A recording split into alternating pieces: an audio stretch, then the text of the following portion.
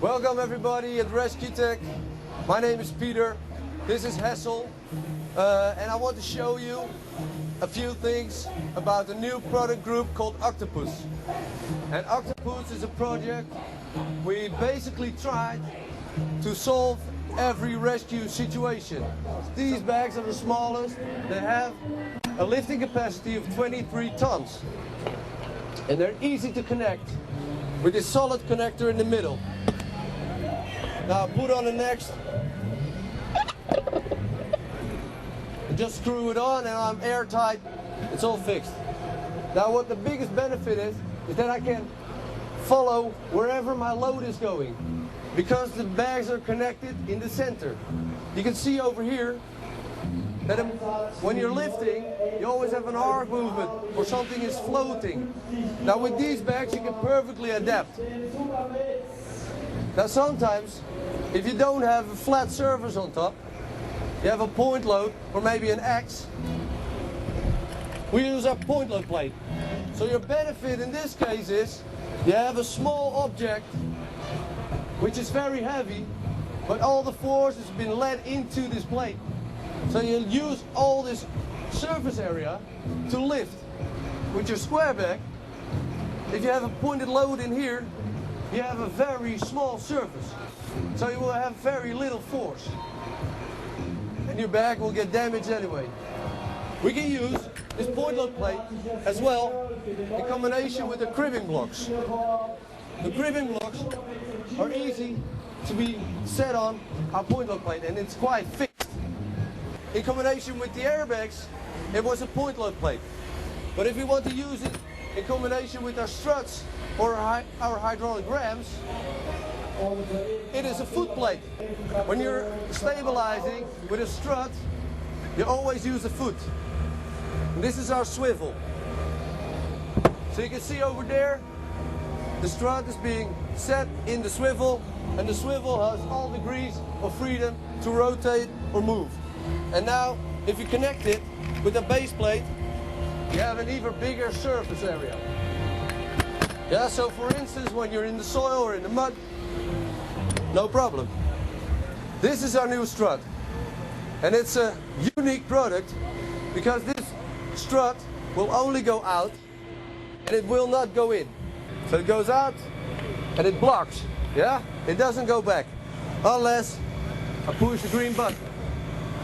Because you want your strut to follow your load. And wherever you are, you want it to be blocked. We have several heads to use on our struts.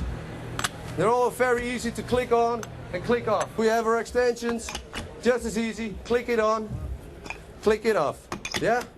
If you want to use your strut upside down, use the extension on top or at the bottom. It's all the same. This extension, for instance, I just used for the strut, we now use again for our hydraulic ram.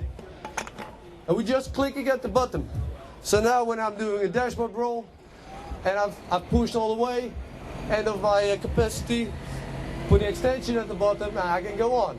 Yeah? But now I can even use our foot. And now I have a 10 tons lifting device. Now if you have a need of a more bigger surface area, you can even use the base plate again. But maybe sometimes you want to push something away. Well, the swivel's got all the rotation freedom. Yeah, this way it goes 45 degrees, this way it goes all the way down. If I want to put it against the wall, no problem. Maybe against the tree, no problem. If there is no wall or tree, I can use earth nails to stick in the holes of the handles.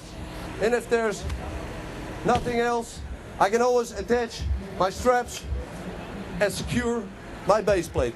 So there we go, we have a pushing force of 10 tons. I'm all the way down, putting it in position, pushing it against my object, it's stuck right away. And now I can give a little more force on the strut by turning its collar. Yeah, so now it's tight. Of course we can also use it pneumatically from a safe distance. Now what's very important is that we're going to lift with our airbags. You can see the NT4. NT4 has a lifting capacity of 58 tons. The struts have a maximum load of 14 tons. Now what's important, that I'm going to lift with my airbags and I'm going to stabilize with my struts. So first I get a touch with my airbag. Yeah, I have a good touch, okay? Now what I'm going to do is put a little pressure inside the struts, so they will always follow. And as you can see, the struts perfectly follow the load. And now when I stop, it's all blocked right away. There's no bouncing in it, nothing happens. That's because the struts block at any height, anywhere at the stroke. So normally with your airbags, you would have a bouncing stack. It's stuck right away. Now even Hessel is now letting out all the air of the airbags, and it's getting weaker and weaker. And of course the struts that take over all the load. But what maybe is even more important than lifting a load is lowering a load. When you're lowering a load, you always have to stand over here and turn some collars or sticking the pins in and out, in and out, in and out. But you don't want to be here. It's a dangerous place because if it collapses, you have a problem. So now we can work from a safe distance. We have two different controllers. One is controlling the air struts, one is controlling the bags. Now Hessel's been deblocking our struts, and that works exactly the same as the green buttons on the strut. Now if at any time something happens, just let go the red buttons and it blocks again. So now again, he's still releasing air from the bags, but the struts they take over immediately. And that's what we want.